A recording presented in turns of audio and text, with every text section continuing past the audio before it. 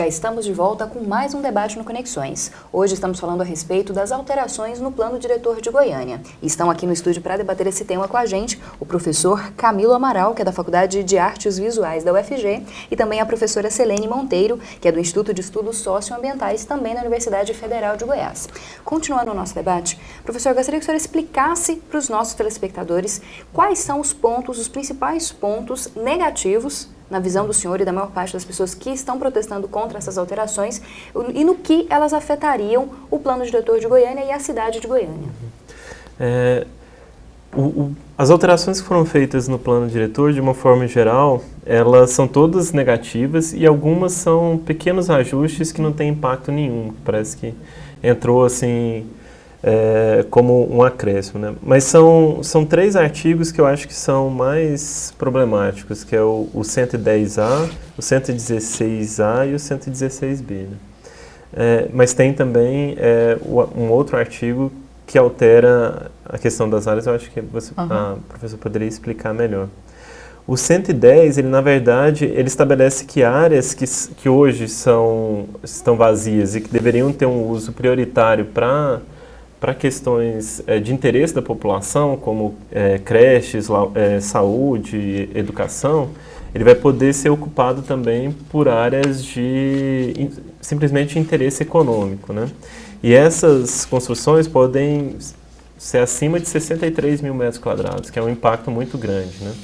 Então o plano diretor, que é um instrumento que a população constrói coletivamente para direcionar o caminho que você quer da cidade, na verdade, ele está sendo agora distorcido para atender aos interesses que são especificamente só interesses econômicos, né? Não interesse da comunidade como um todo. O 116A é talvez um dos mais polêmicos, né? Porque ele está alterando o índice que hoje chama de incomodidade e de porte de atividades econômicas. Isso significa que ele está alterando em determinadas regiões da cidade, vai poder ter qualquer tipo de uso, principalmente esses usos de indústria, que são usos que incomodam muito e podem gerar poluição, etc. E está, inclusive, permitindo esse uso na região norte de Goiânia, que é essa região que é ambientalmente mais sensível da capital, né? Tem muitas áreas verdes reminiscentes, tem as áreas de captação de água, tanto do Rio Meia Ponte como do Ribeirão João Leite. E também a gente tem uma região aqui que o lençol freático é muito raso também. Isso facilita a contaminação desse lençol freático, dos rios e, consequentemente, a água que vai abastecer toda a população, né? O último também, que eu acho que também é problemático, é o 116B, que ele altera, na verdade, ele dá a possibilidade de densificar mais áreas ao longo dos eixos de transporte, né? Na verdade, em Goiânia, hoje a gente pode, de certa forma, adensar tudo, qualquer parte da cidade. Mas a gente tem alguns mecanismos que facilitam esse adensamento ou dão uma desacelerada nesse adensamento. E a alteração desse artigo está permitindo usos de grande porte nessas vias paralelas aos grandes eixos da cidade, né? E isso está sendo alterado sem se fazer os corredores de transporte, né? Isso deve prejudicar o trânsito, a mobilidade das pessoas. Exatamente, né? Influindo nos principais problemas socioambientais que Goiânia tem, que é exatamente essa ocupação desordenada do solo, o tráfego, e o conforto, né, ambiental, o clima urbano, enfim, todos esses elementos serão afetados, né? Bom, além dos entrevistados, o Conexões também gosta da participação do público. A gente, nas redes sociais, divulgou a temática do programa e pediu para as pessoas comentarem as alterações do plano diretor. Então, a Associação Ecológica Verde Vale fez um comentário bem interessante, que eles acreditam que é um regresso para o meio ambiente de Goiânia, é um verdadeiro desastre ambiental. A associação também faz um comentário a respeito do projeto de cidade sustentável, que foi promovido aí pelo PT durante as eleições, e que, segundo ele, estaria perdendo esse projeto projeto com a alteração do plano diretor e também que a cidade já nem é mais uma cidade tão arborizada, que ela já está perdendo esses títulos que antes configuravam aí uma cidade mais sustentável. E também o Vitor Rodrigues, estudante, que é nosso telespectador assíduo, disse que essas mudanças são absurdas e que elas atendem apenas a interesses comerciais e não aos anseios da população.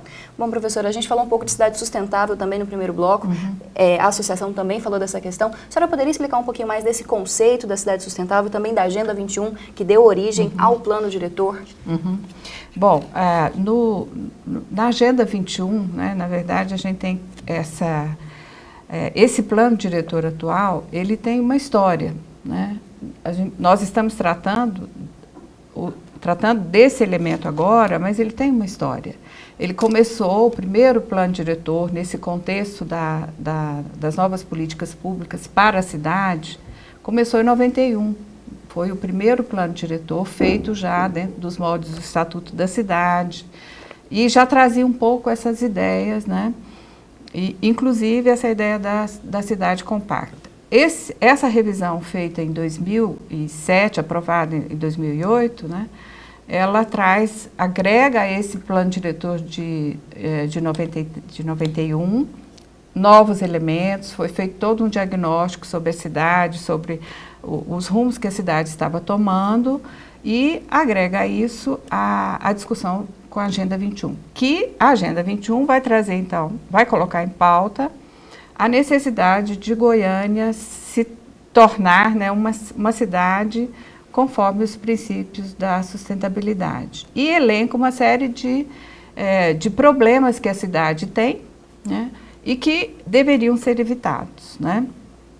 E, de fato, o plano diretor, então, vai seguir essas diretrizes, né? E uma das diretrizes da Agenda 21, que, na verdade, nós temos 3 instrumentos de planejamento, então, o plano diretor, a Agenda 21 e a Carta de Risco. Foi elaborado, posteriormente, uma carta de risco de Goiânia apontando todas as suscetibilidades de todo o município, do ponto de vista ambiental e até social, né? Então, do nosso ponto de vista, o plano diretor em vigor, apesar de ter sido, durante a sua aprovação, alguma parte não foi aprovado na íntegra, mas ele contempla essa ideia da sustentabilidade, né? Uma vez que conseguiu, até o presente momento, né, não fazer com que as coisas se tornassem pior do que já estavam, né? Eu acho que ele cumpriu um pouco esse papel. Agora, acho que libera, né, de uma forma bem, digamos assim, arbitrária, porque não seguiu o rito, conforme o professor Camilo mencionou, né? Mesmo a revisão, mesmo pequenas alterações, deveria ter sido feito um estudo técnico, que não foi feito, né? Essas audiências que o professor mencionou, que foram realizadas, inclusive dentro da UFG, elas deveriam preceder ao encaminhamento do projeto de lei. O rito correto teria sido esse, né?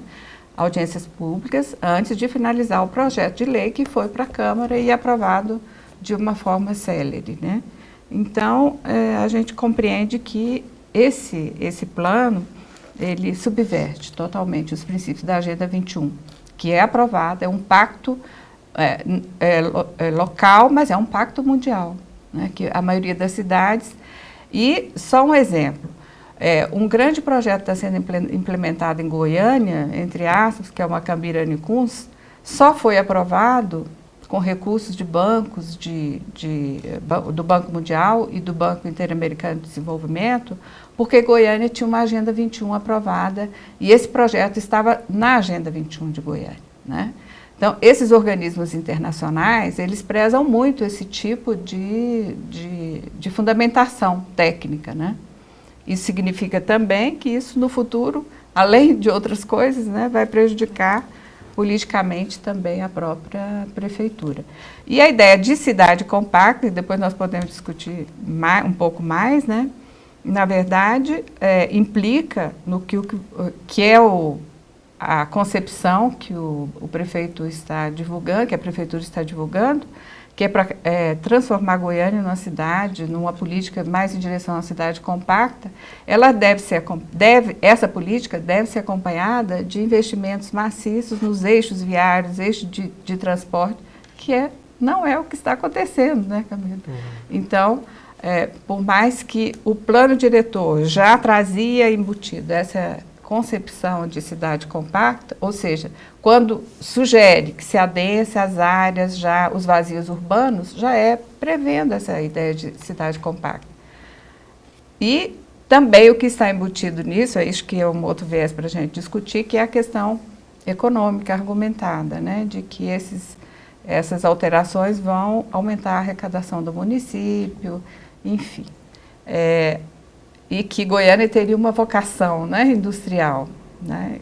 Se formos tomar a história de Goiânia, a vocação é uma cidade terciária, uma cidade de serviços, de prestação de serviço, uma cidade de gestão política, inclusive. Né? Então, essa vocação, ela pode começar a ser divulgada, né?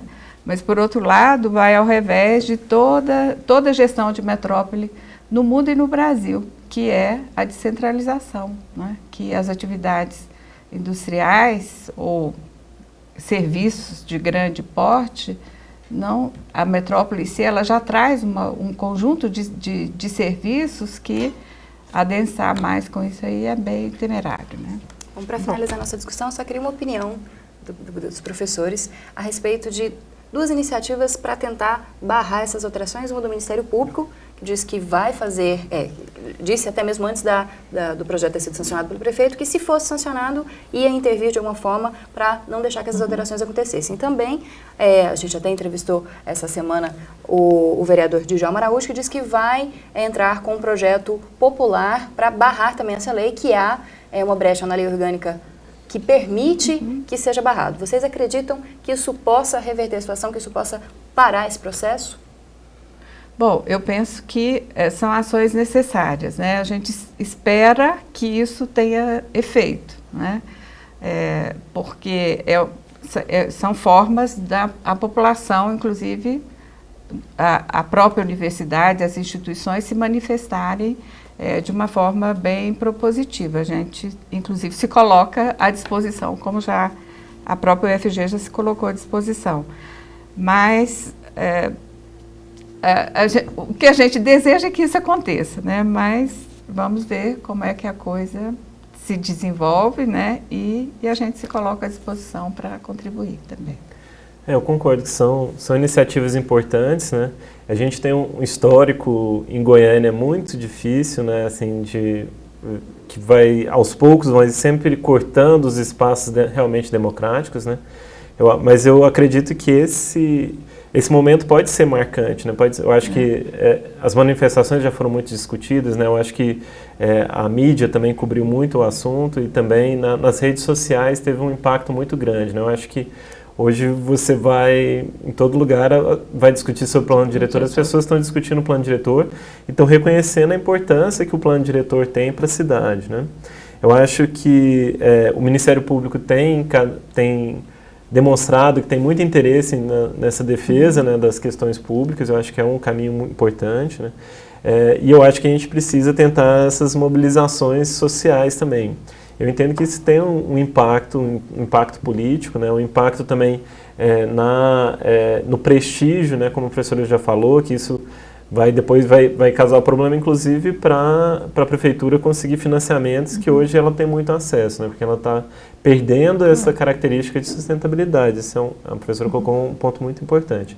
Outro mecanismo também que a gente tem de defesa hoje são os próprios conselhos técnicos, né, como o Conselho de Arquitetura, que podem entrar com processos de ética contra técnicos que fizerem, por exemplo, estudos que acabam usando argumentos errados, fica fazendo uma espécie de um facsimile, assim, fica parecendo uma simulação de argumentos técnicos que não são reais, né? E os conselhos têm essa capacidade de ter um controle ético sobre esses técnicos, né? Eu acho que isso também é um caminho importante, assim. Eu gostaria muito de agradecer, professora, a presença da senhora aqui. A gente com certeza vai continuar debatendo a cidade de Goiânia. Estamos à disposição. Nós é que agradecemos. Agradeço também, professora, a presença do senhor. Também agradeço por divulgar essa questão. Obrigado. Bom, e você também pode ser um parceiro do Conexões e participar do programa mandando perguntas, opiniões, sugestões de pauta ou até mesmo matérias prontas. Você faz isso nas redes sociais ou então mandando um e-mail para o Conexões. E o programa de hoje fica por aqui. Este programa é produzido em parceria com o Laboratório de Produções Audiovisuais Integradas da Faculdade de Comunicação e Biblioteconomia da UFG e também com a Assessoria de Comunicação da Universidade Federal de Goiás. Eu espero você no próximo sábado, às 8h15 da noite. Os horários alternativos são no domingo e na segunda-feira, também às 8h15. Lembrando que você pode assistir a Conexões em qualquer horário por meio do canal do Conexões no YouTube e também do blog do Conexões. Até a próxima semana.